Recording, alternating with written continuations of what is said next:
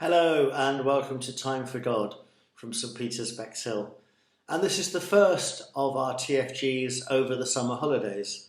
And during this time we shall be looking at John's Gospel, in particular chapter 6, where John tells us stories around the idea of community, which is rather appropriate really because I believe we have a great community here at St Peter's.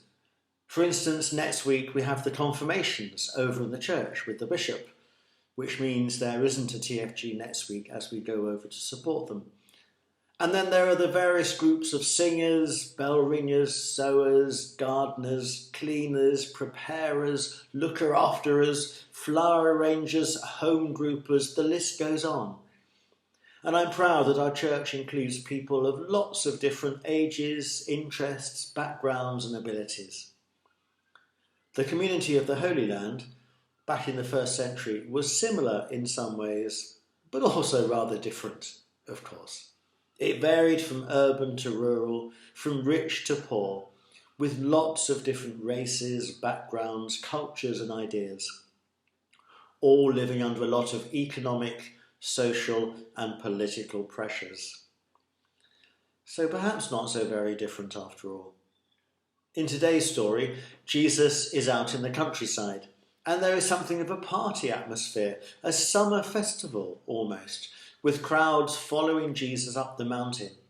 We're told it's nearly Passover, and so technically the crowd should be heading for the temple in Jerusalem to celebrate the Passover meal, not out into the wild. But instead, Jesus creates an alternative celebration meal for them on the mountainside, for free. Free food was actually a surprisingly common part of the Roman Empire, but it wasn't given out for generous, charitable motives. It was used by the emperor to keep the poorer subjects under control through their famous bread and circuses. Keep the poor people down, keep the ruffians entertained, keep the peace, was their thinking. And these Roman occasions tended to be rather manic free-for-alls.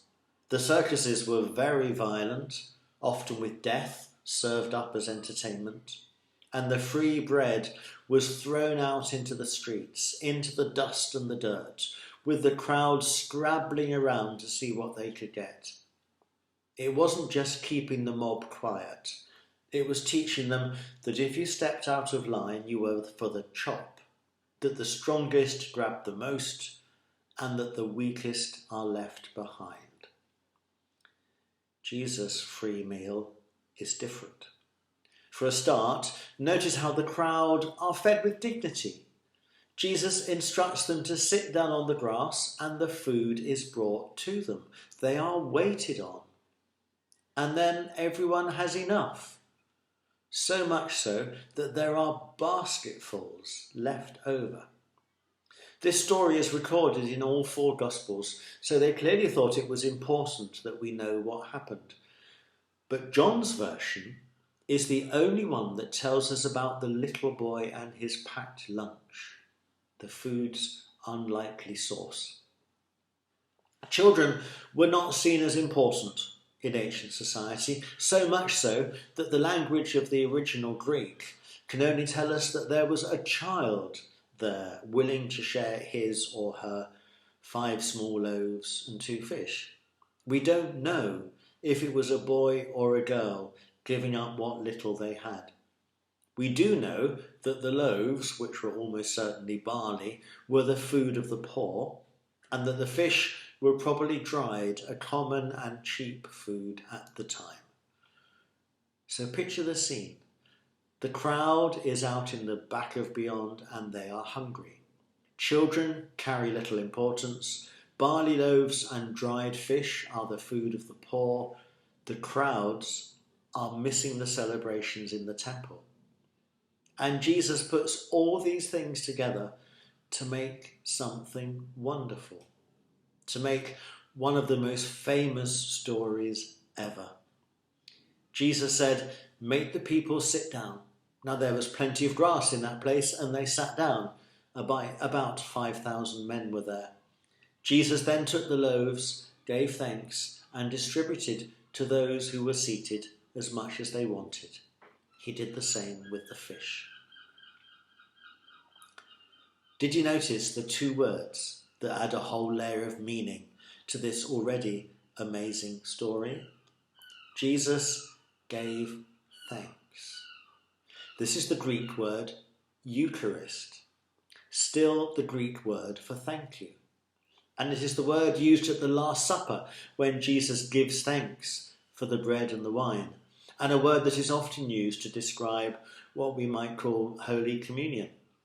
This amazing meal is more than just an amazing meal.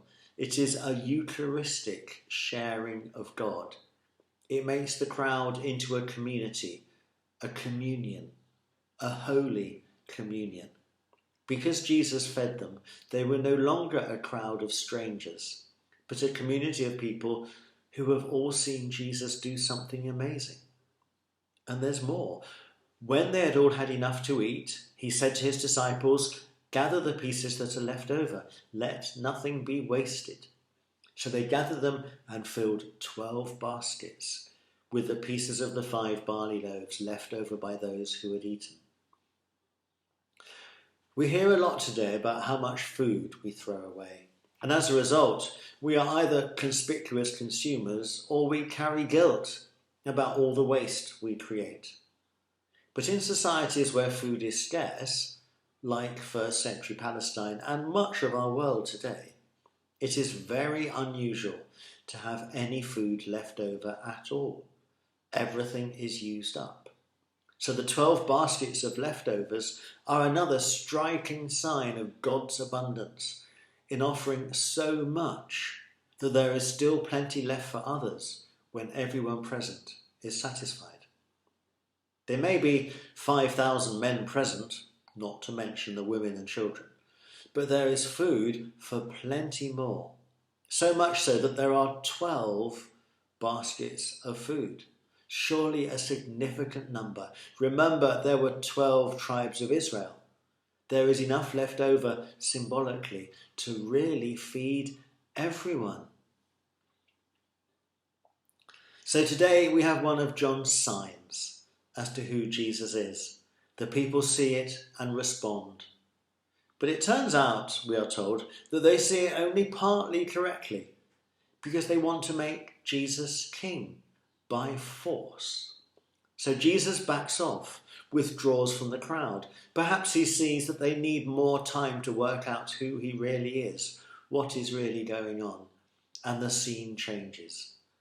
We have not one, but 2 really famous stories today. For just a little time later, Jesus reveals himself to his disciples, and he reveals himself as someone greater than just a king. He reveals himself as the one who can walk on water, the one who has control of creation, control of this most chaotic of elements, water, as Jesus walks across to meet them. He walks across the water. Not surprisingly, the disciples are frightened, and Jesus calms them by saying, "It is I, don't be afraid." Now, "it is I" is rather a clumsy English translation of the original, which is actually "I am." I am. We've come across this before. I am is what God calls himself when he speaks from the burning bush. And Moses asks who he shall say has spoken, who is sending him as God's messenger. God replies, "I am." In Hebrew, Yahweh. John's Gospel likes to remind us of these times. He likes to give us hint after hint about who we are watching and what is happening. But it's up to us to listen and to respond and to grow as a result. Those 5 little loaves of bread started just grains of wheat and then became a simple thing in a humble packed lunch. We've seen what God did with them. Imagine what God can do with each of us. We can all offer our little bit. Jesus gave thanks for the food he was given and then gave it away. And Jesus gave a sign as to who he really is, the miracle that creates a holy community. And doing that, he states as clearly as he possibly can, I am